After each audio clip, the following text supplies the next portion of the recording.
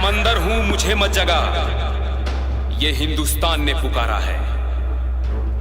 खामोश हूं बस इतना समझ ले, ये तुझे आखिरी इशारा है। दहाड़ जो दी मैंने तो फिर यही आवाज आएगी कि पाकिस्तान भी हमारा है, पाकिस्तान भी हमारा है।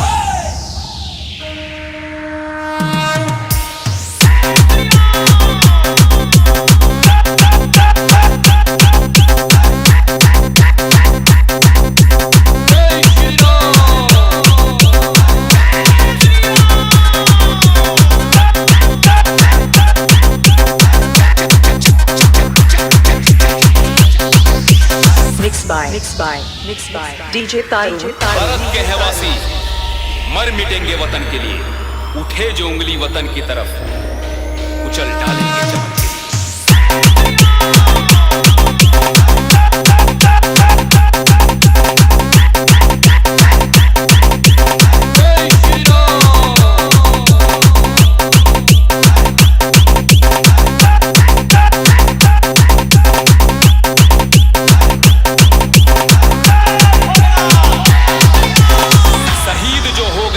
के लिए। फक्र से कहो मिलेगा तिरंगा कफन के लिए, मिलेगा तिरंगा कफन के लिए।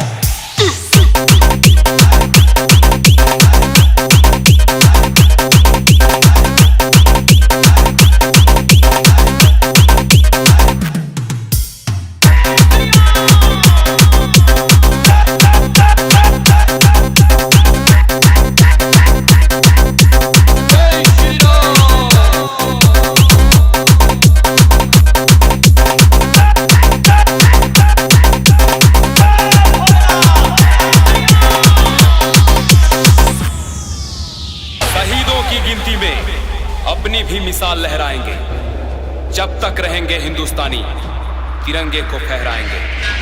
मरना है मंजूर मगर तिरंगे को कभी झुकने नहीं देंगे, ये है हमारी आन बान शान, जान देकर भी इसे मिटने नहीं देंगे, मिटने नहीं देंगे।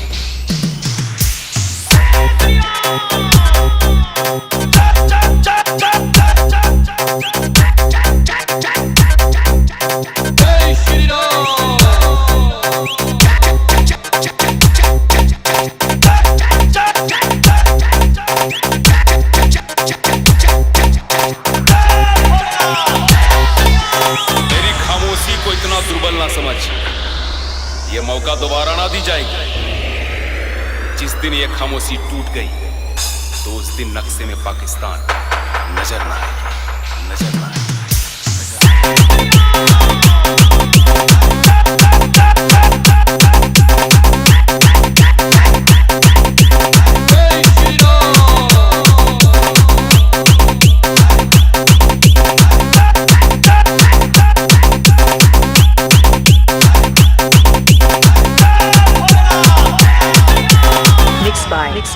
Mixed by DJ Taru।